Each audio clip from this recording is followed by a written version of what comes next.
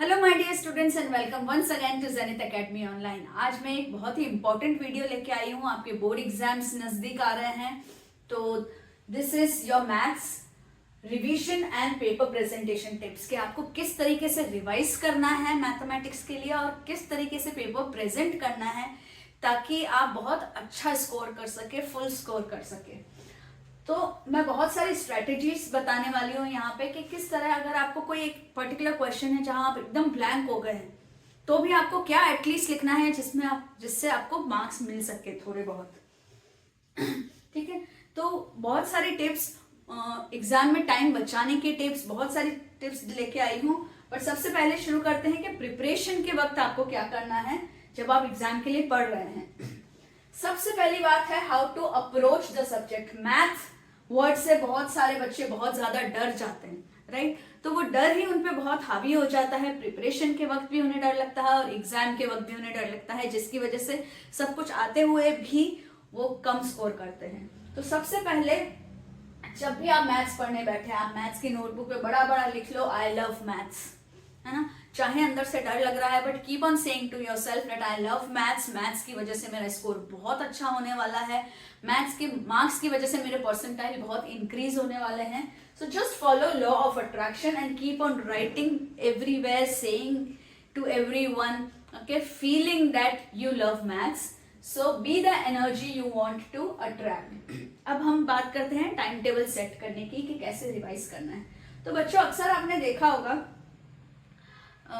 पहली बात तो ये कि अक्सर एग्जामिनेशन हॉल के पहले, है ना, एग्जामिनेशन हॉल के बाहर आपने कभी ये फील किया है कि यार मैंने इतना अच्छे से रिवाइज किया था, हर मतलब इंडेक्स में मैं मार्क करती गई कि ओके मेरा क्वाड्रेटिक हो गया, लीनियर हो गया, पॉलिनोमियल्स हो गया। I kept on ticking. जब मैं रिवाइज कर रही थी तो मैंने हर बार रिवाइज कर करके लिख दिया था कि टिक कर दिया था कि मेरा सब हो गया। और एग्जाम के एक दिन पहले या एग्जामिनेशन हॉल के बाहर क्या आपको लगता है कि आप सब कुछ भूल गए? बैठते वक्त क्या आप अपने आप को बोलते हैं कि यार मेरे साथ ही ऐसा क्यों हो रहा है, मैं क्यों डर जा रहा हूं, क्यों भूल गया हूं? दिस इज बिकॉज आपकी लॉन्ग टर्म मेमोरी में वो स्टोर्ड नहीं है। देखो, रोजमर्रा की जिंदगी में क्या होता है बहुत सारी इंफॉर्मेशन ओवरलोड है, राइट?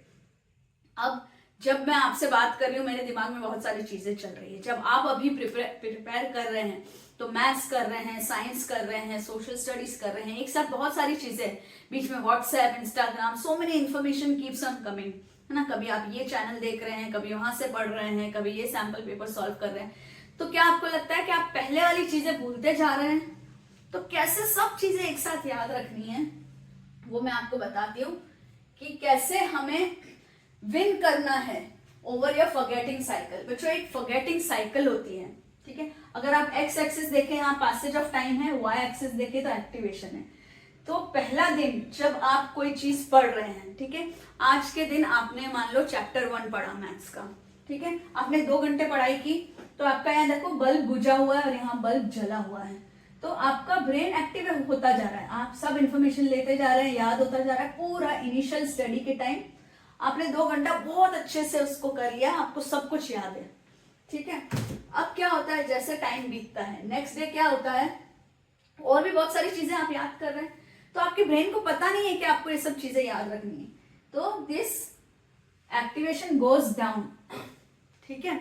अब देखिए, आप रोज बहुत सारी चीजें देखते हैं, करेक्ट? बहुत सारी चीजें पढ़ते हैं, आसपास देखते हैं। आप अभी मेरे पास से एक रेड साड़ी वाली लेडी गई, ठीक है, एक ब्लू टी शर्ट वाला साइकिल पे गया, तो आप सब ये चीज देख रहे हैं, लेकिन क्या आपका ब्रेन कल याद रखेगा इन सब चीजों को? No, the brain tends to forget things that are not important. तो आपको आपके ब्रेन को कैसे कहना है कि भाई ये जो मैंने पढ़ा है वो इम्पोर्टेंट है, इसको भूलना नहीं है, ठीक है? तो वो हम इससे करेंगे। सबसे पहले आपने 2 घंटे पढ़े, नेक्स्ट डे धीरे धीरे धीरे आप भूलने लगते हो। तो इस पॉइंट पे अगर आप फिर से रिवीजन कर लेते हो, पहला रिवीजन, तो आपका फिर से पीक चला जाता है, फिर धीरे धीरे धीरे टाइम के साथ फिर से आप भूलते जाते हो। 7th डे को अगर आप, ये 7th डे है, आप फिर से रिवाइज करते हो तो ये पीक पे चला जाता है, ठीक है? फिर धीरे धीरे धीरे अब क्या होता है, 30th डे पे अगर आप फिर से इसको रिवाइज करते हो तो ये आपकी लॉन्ग टर्म मेमोरी में रिटेन करता है। सो फॉरगेटिंग साइकिल कर्व है ये 1 7 30 अप्रोच अगर आप अपनाएंगे तो आपको चीजें बहुत ज्यादा टाइम तक याद रहेगी। तो क्या है ये 1730 अप्रोच, मैं क्विकली आपको बता देती हूँ। मान लीजिए आपने चैप्टर 1 मैथ का चैप्टर 1 आज पढ़ा, ठीक है, आपको 2 आवर्स लग गए ये पढ़ने में। अब आपको कब रिवाइज करना है? Revision number 1 has to be on the next day, revision number 2 has to be on the 7th day and last day.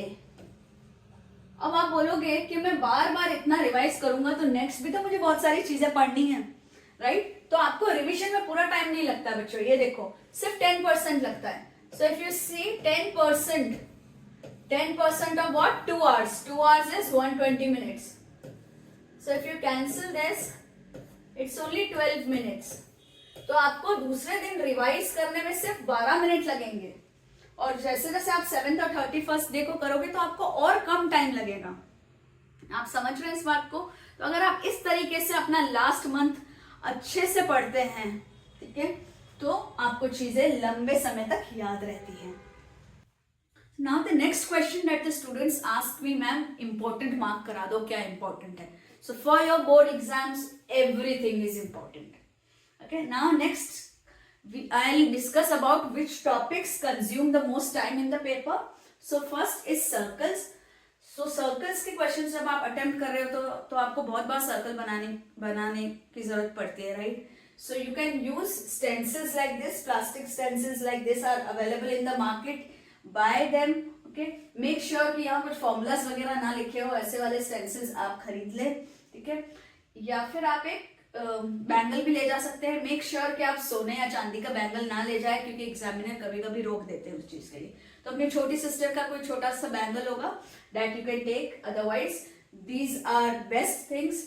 Smiths, देखिए आप सभी तरह के सर्कल्स होते हैं और दूसरे सब शेप्स भी होते हैं, तो you can buy this to make more time.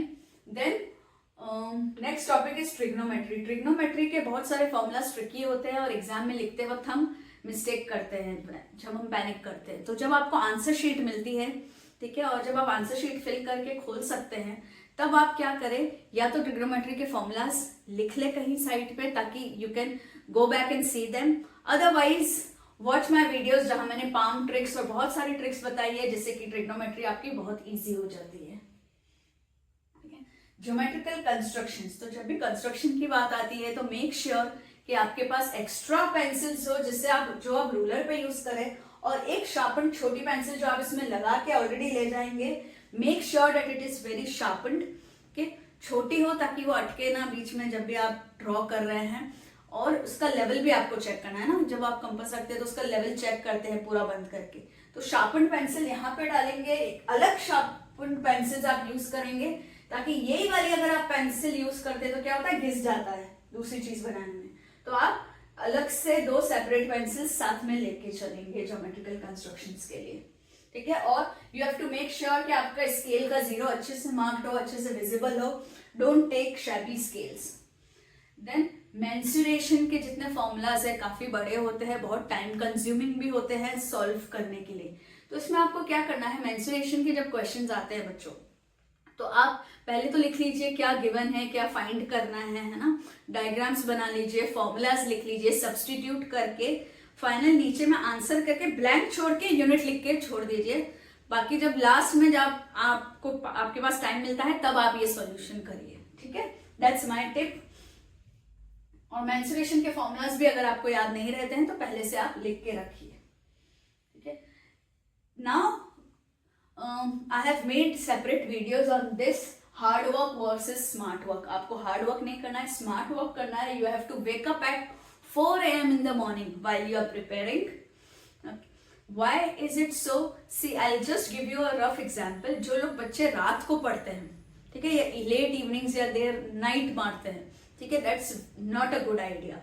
Because study shows that early in the morning, जो morning hours होते हैं उसमें cosmic energy बहुत high होती है, ठीक है।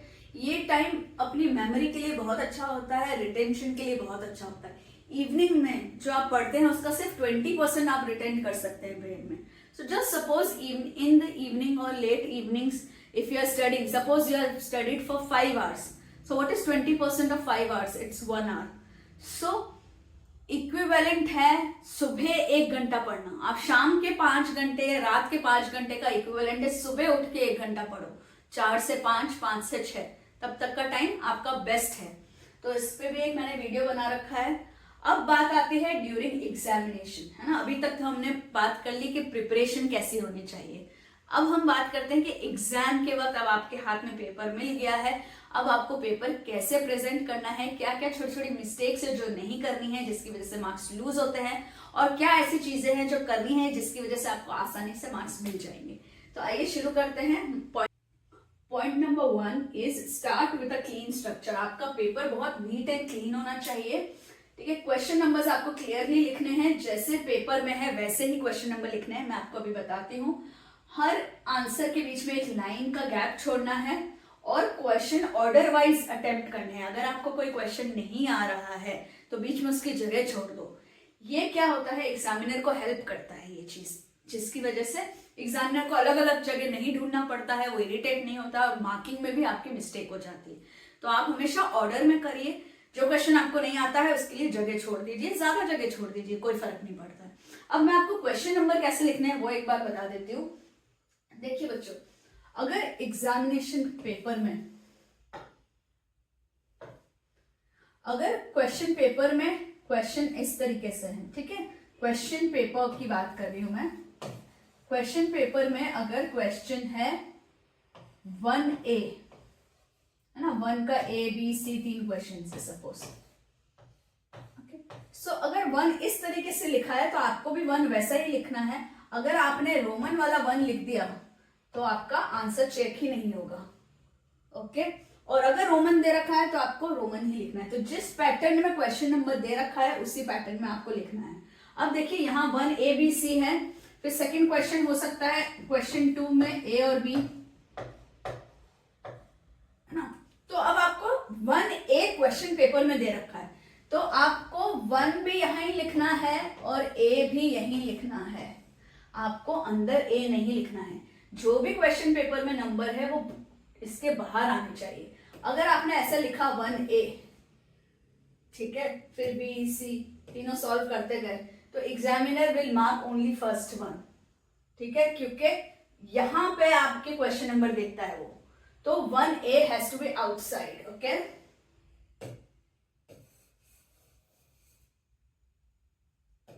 नाउ अनदर इंपॉर्टेंट थिंग, अगर आप इसमें अंदर बुलेट्स बनाते हैं, अगर आपका 1A का आंसर ऐसा है कि आपको अंदर भी नंबरिंग देनी है, तो आप ये जो 1 2 3 सपोज आपने इसको 3 पार्ट में लिखना है, ये 3 टाइप्स आपने बताए हैं, तो ये आपने जो ये नंबर 3 बाहर लिख लिए ये रॉन्ग हो जाएगा. ठीक है, दिस इज एब्सोल्युटली रॉन्ग, क्योंकि ये नंबर क्वेश्चन पेपर में नहीं थे, ये आपने आपके खुद से बनाए हैं. सो उन नंबर्स को आपको अंदर रखना है. ठीक है, और मेरा सजेशन है कि ऐसा कुछ नंबर सिस्टम रखो ही मत, बुलेट्स बना दो, है ना. मेक सम नाइस बुलेट्स, ऐसे वाले बुलेट्स बनाओ, या ठीक है इस तरीके से आप बुलेट्स बना दो जिससे अच्छे से हाईलाइट हो जाए. So make bullets. जब मैं आपको एक और वीडियो बनाऊंगी जिसमें मैं सोशल स्टडीज और इंग्लिश बताऊंगी, वहां पे किस तरीके से आंसर को अट्रैक्टिव बनाना है, I will show you that. But in maths remember one thing, जो क्वेश्चन नंबर पेपर में है वही पैटर्न में यहां लिखना है. जो भी नंबर्स या अल्फाबेट्स क्वेश्चन पेपर में है वो सब इस मार्जिन के बाहर आना चाहिए, रेड लाइन के बाहर आना चाहिए. रेड लाइन के अंदर होगा तो मार्क नहीं मिलेंगे. ठीक है, दिस इज रॉन्ग. अगर ये एक्स्ट्रा आप लिख रहे हो तो वो अंदर होने चाहिए. ठीक है, now next very important thing in numbering is, suppose आपने यहाँ 1A ऐसे लिखा है ना. अब in the same page if you are writing B it is still okay, but sometimes what happens कि हम पेज शिफ्ट कर देते हैं, हम C वाला दूसरे पेज पे आ रहा है, तब वहां 1 नहीं दिख रहा है, तब खाली आपको C दिख रहा है. तो जब एग्जामिनर मार्क कर रहा है ही हैज अ कंफ्यूजन कि ये C किस क्वेश्चन का है, 1 2 3 4 किसका है. तो हर बार जब आप नंबरिंग कर रहे हैं तो आप ऐसे करेंगे 1A 1B 1C and so on. Okay students, now next thing that I want to tell you here in numbering is, now this is also very important, pay attention very carefully.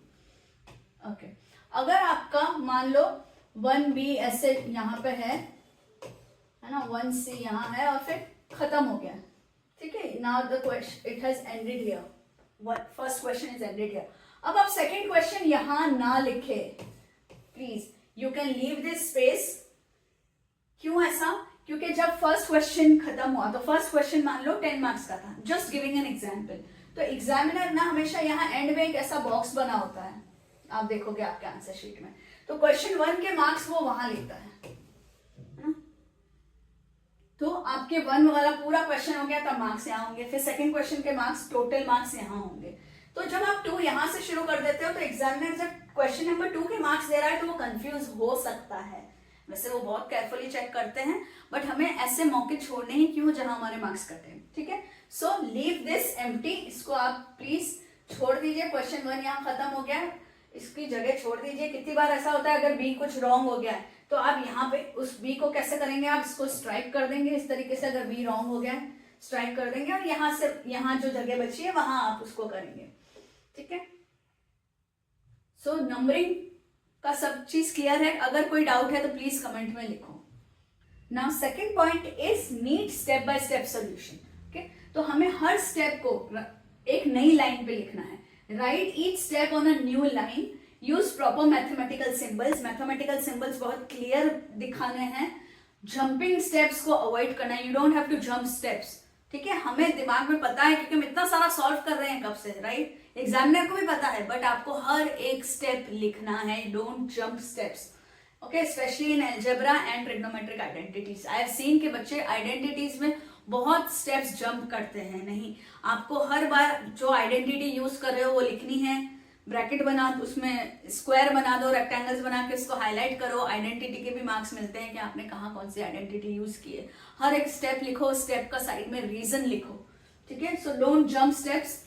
Even if the final answer is wrong, the correct steps earns marks. अगर आपका final answer wrong भी है तो correct steps के आपको marks मिलेंगे, right. Now the third point is highlight the final answers. आपके जो भी फाइनल आंसर्स है आपको एक बॉक्स में डालने हैं या अंडरलाइन करके लिखने हैं, यूनिट्स अच्छे से लिखने हैं, ठीक है। सो बॉक्स और underline the final answer, write the units clearly, centimetre, metre square, जो भी आपके यूनिट्स है। नाउ वर्ड प्रॉब्लम्स के लिए कैसे लिखना है आपको, आंसर ऐसा लिख के और फिर पूरा जो स्टेटमेंट है उसका वो करके लिखना है, अच्छे से अंडरलाइन करना है। Now I give you the tips ahead, आगे जाके मैं आपको बताऊंगी कि कब जब आपका आंसर नहीं होता और यूनिट्स लिखने के आपको मार्क्स मिलते हैं, ठीक है। Now your fourth point is diagrams and graphs. This is the most important point, बहुत ध्यान से सुनना बच्चों। डायग्राम्स सिर्फ और सिर्फ पेंसिल से बनाए। नाउ समटाइम्स वो कैलकुलेशंस वाले जब डायग्राम होते हैं, जैसे कि आपको रेजिस्टेंसेस बनाने हैं करंट वाले चैप्टर में फिजिक्स में, तो वो मैं आपको वहां बताऊंगी। बट यहाँ आपको जो रफ डायग्राम भी है वो भी पेंसिल से बनाने हैं, फिर जो आपके ज्योमेट्रिकल कंस्ट्रक्शन है वो भी पेंसिल से बनाने हैं। आपको शार्प पेंसिल यूज करनी है, रूलर यूज करना है, स्केल यूज करना है। You don't have to draw with your hand, okay. Then सभी पॉइंट्स एकदम क्लियरली लेबल करने हैं, A B C D, O axis Y axis जो भी है। ग्राफ का स्केल अच्छे से लिखना है, नीटली प्लॉट करना है और एक्सेस को नेम करना है। मैं ग्राफ पेपर के साथ आपको बता देती हूँ। Now suppose your question of graph is 7C, ठीक है। तो बच्चे क्या करते हैं, 7C यहाँ पे लिखते हैं। हम कॉर्नर पे प्लीज क्वेश्चन नंबर मत लिखो, क्योंकि जब आप टाई करते हो अक्सर क्वेश्चन नंबर अंदर छुप जाता है। तो मेक श्योर कि आपका जो क्वेश्चन नंबर है थोड़ा सा कॉर्नर को छोड़ के आप लिखो, जैसे आप यहाँ पे लिख सकते हो 7C, ठीक है। ऑल्सो अब इसमें आपको स्केल लिखना है, ये सब तो आपको पता ही है। जब आप एक्सिस बनाते हो, ठीक है, तो दोनों तरफ एक्स और वाई, अभी मैं पेंसिल ये स्केल यूज नहीं कर रही हूँ, बट आप जब भी बनाते हो आपको स्केल यूज करना है। आपको यहाँ लिखना है, I know that you know this is x axis, but फिर भी आपको एक्स एक्सिस या सिर्फ एक्स या वाई ऐसे लिखना है। यहाँ पे आप जो भी लिख रहे हैं, now suppose this is temperature, just assume, okay. तो आपको यहाँ पे ये ऐसे एरो बनाना है कि टेम्परेचर इस तरीके से बढ़ रहा है, ठीक है। Whatever you are writing here, it has to be with this arrow and you have to name it. Scale X axis और वाई एक्सिस का स्केल अच्छे से आपको यहाँ मेंशन करना है।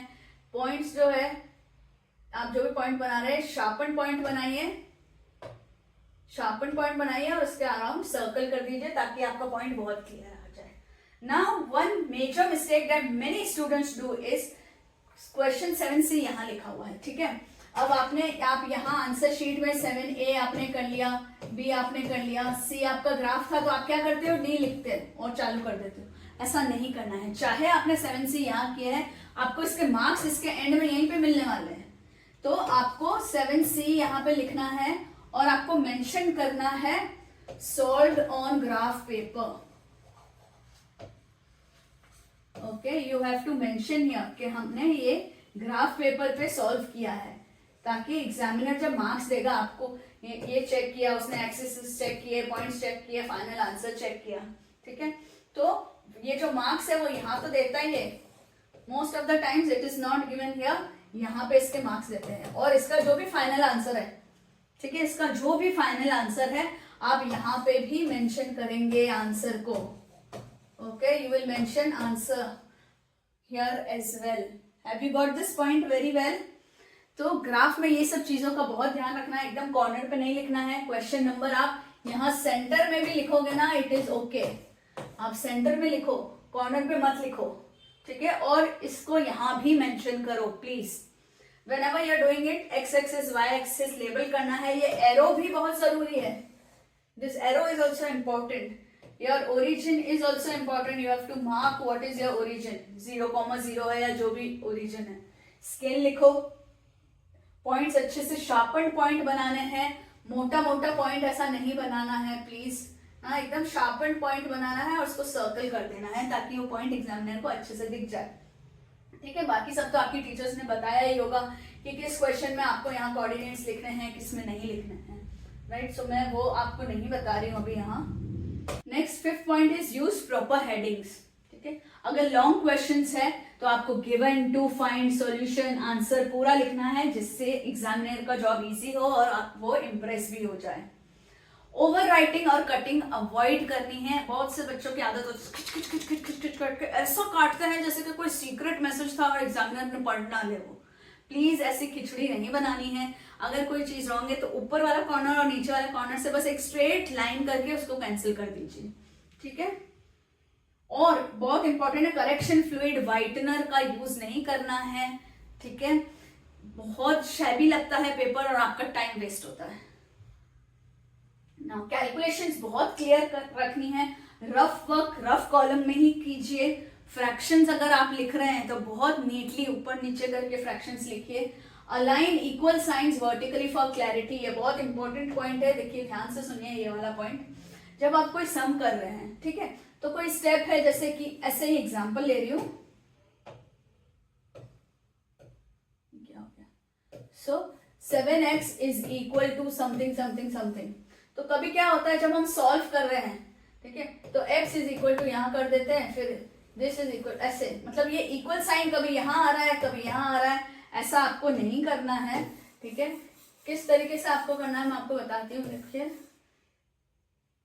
कोशिश कीजिए कि जो इक्वल साइन है ना, हर लाइन में उसके नीचे नीचे ही आता जाए. चाहे आप यहाँ कुछ भी लिख रहे हैं यहाँ कुछ भी लिख रहे हैं, इक्वल साइन ऐसे एक साथ वर्टिकली अलाइन होता है तो बहुत क्लैरिटी रहती है कि अच्छा यहाँ पे अभी ऐसा किया था. 7x is equal to 49. So x is equal to 49 divided by 7. So x is equal to 7. फिर आप फाइनल जब आंसर लिखते हैं तो उसको ऐसे बॉक्स में कीजिए. मैंने एकदम बेसिक लिया है, बट मैं आपको बता रही हूँ जब हम बड़े बड़े सेंटेंसेस लिखते हैं ना, स्पेशली ट्राइंगल्स वगैरह में, सर्कल्स में, तो हम इक्वल साइन कभी इस तरफ हो रहा है कभी इधर हो रहा है तो वो बहुत गंदा लगता है. इससे बहुत ही ज्यादा क्लैरिटी आती है. Okay, next is manage your time very very smartly. Okay, so start with questions you are confident about and don't spend too long on one question. Leave space if unsure and return later. मैंने पहले भी आपको बताया अगर कोई question नहीं आ रहा है उसकी स्पेस छोड़ दीजिए और वापस आइए, बट ऑर्डर ना तोड़िए उसका, ठीक है. Then maintain consistency. Use the same variable symbols throughout, है ना. अगर आप कहीं जैसे ट्रिग्नोमेट्री के क्वेश्चंस यूज कर रहे हैं कुछ, तो थीटा अगर लिया है तो थीटा ही लो. कभी उसको angle A angle B angle P मत करो, उसको थीटा ही रहने दो. कहीं अगर आप एक्स ले रहे हो तो उसको x ही रहने दो. Don't just keep on changing the variables. Even in the next question आप हर जगह थीटा ही लो जब भी आप ट्रिग्नोमेट्री कर रहे हो, है ना, unless and until those variables are given in the question. Okay, अपनी मर्जी से नहीं चेंज करना है, और कोई भी मेथड भी मिड वे चेंज मत करो अनटिल की नेसेसरी हो। Now next is examiner friendly writing. Examiner friendly writing क्या होती है कि ऐसी राइटिंग जो एग्जामिनर को समझ तो आए भैया, राइट। तो मैं ये नहीं कह रही हूँ कि बहुत ही ब्यूटीफुल हैंड राइटिंग लिखो, कर्सिव राइटिंग लिखो, ये लिखो। आपको ऐसी राइटिंग लिखनी है जो एग्जामिनर को समझ आए, ठीक है। अननेसेसरी एक्सप्लेनेशन मत लिखो, फालतू के भाषण सुनने वाला नहीं है वो, और ना ही वो पढ़ने वाला है। आंसर्स टू द पॉइंट लिखो, मैथ है ये, जैसे question solve for x, solution, बस जो पूछा है उतना करो। Now this is the most asked question कि मेरी क्लासेस में भी अक्सर बच्चे बोलते हैं कि मैम एक क्वेश्चन आता था, मतलब पेपर दे दिया उसके बाद रियलाइज हो कि मुझे आता था। कितनी बार ऐसा होता है हम पैनिक कर जाते हैं, हमको चीजें नहीं आती, और कितनी बार ऐसा होता है जेन्युइनली हमें उस वक्त क्लिक ही नहीं कर रहा है कि यार इसमें करना क्या है, बट हमें ये तो पता है कि ये कौन से चैप्टर का। जब आप क्वेश्चन रीड करते हो, आप 10th में हो, आप बोर्ड एग्जाम दे रहे हो, यू नो कि ये क्वेश्चन किस चैप्टर का है, आपको वो तो पता है कि किस चैप्टर का है। उस चैप्टर में उस क्वेश्चन से रिलेटेड जो जो फॉर्मूलास आपने पढ़े वो सब फॉर्मूला लिख दो, कोई ना कोई एक तो सही होगा, आपको फॉर्मूला का मार्क्स मिलेगा, ठीक है। जैसे आप सरफेस एरिया एंड वॉल्यूम का कुछ क्वेश्चन है, आपको पता है कि स्फीयर की बात चल रही है, लेकिन आपको नहीं पता है कि क्या कैलकुलेशन करना है, तो आप स्फीयर का क्या करोगे, टोटल सरफेस एरिया भी लिख लो, वॉल्यूम भी लिख लो, जो भी आपको आता है स्फीयर का वो सब लिख लो। आप पूरा क्वेश्चन पढ़ो उसमें क्या पूछा है, जैसे कि वॉल्यूम पूछा है और यूनिट्स दे रखे हैं सेंटीमीटर में, तो आपका फाइनल आंसर है सेंटीमीटर क्यूब में आएगा। तो आप लिखोगे एंड में, पहले फॉर्मूला लिख लिए, बीच का वर्किंग नहीं आ रहा है छोड़ दो, थोड़ी एक्टिंग कर लो समझा बताने की कि हमने कुछ तो किया था। फिर नीचे आंसर, जो फाइनल आंसर लिखते हैं वो आंसर जब आप लिखेंगे, ठीक है, ब्लैंक छोड़ दो फाइनल आंसर के, और उसके आगे यूनिट लिखो, क्योंकि लास्ट का जो आंसर होता है उसका 1 मार्क अगर है ना, बड़ा क्वेश्चन है 1 मार्क का आंसर है, तो उसमें हाफ मार्क यूनिट का होता है, हाफ मार्क फाइनल आंसर का होता है। तो क्या होगा, आपको यूनिट के हाफ मार्क मिले, आंसर तो आपने नहीं निकाला था उसके नहीं मिले, बट यूनिट के तो एग्जामिनर को देने ही पड़ेंगे क्योंकि आपने यूनिट लिखा है, ठीक है। फॉर्मूला के एग्जामिनर को देने ही पड़ेंगे क्योंकि आपने फॉर्मूला लिखा है। स्टेप्स अगर एक आध भी कुछ लिख लिया है तो स्टेप का आधा या 1/4 मार्क्स आपको मिल जाएगा, बट आपने ज्यादा मार्क्स नहीं खोए। इवन इफ आपने कुछ नहीं किया आपको मार्क्स मिले उस क्वेश्चन में। So do like that if you are totally confused about any question. Now this is my final golden tip for today. Presentation cannot replace knowledge, but it can definitely boost your score. And neat work shows confidence and understanding. ये चाहे आपकी knowledge को replace नहीं कर सकता है ना presentation. Knowledge तो क्या है, अगर आपने पूरे साल अच्छे से पढ़ाई की है, अच्छे से प्रैक्टिस की है, बहुत सारे सैम्पल पेपर सॉल्व किए हैं, ठीक है, तो आपको स्कोर करना ही है, वो उसको रिप्लेस नहीं कर सकता। लेकिन अगर प्रेजेंटेशन बहुत अच्छा है तो आपको आपका स्कोर जरूर से जरूर बूस्ट होगा। नाउ मैंने ऑलमोस्ट सभी पॉइंट्स जो मुझे दिमाग में आ रहे थे वो मैंने सभी कवर कर लिए हैं। अगर आपको अभी भी कोई डाउट है, मैंने खुद ने बोर्ड के पेपर्स बहुत टाइम तक चेक किए हैं, so I know how it is marked. अगर कोई भी डाउट्स है, कोई भी क्वेश्चंस है तो प्लीज कमेंट सेक्शन में लिखिए। और and all the very very best for your board examinations. मैंने पूरा कंटेंट बना रखा है, आपको जो भी चाहिए, आपको सैम्पल पेपर्स भी सजेस्ट कर रखे हैं, तो आप please go through my channel and what ever you want more you can write in the comment section and I'll be there to help you out. All the very best.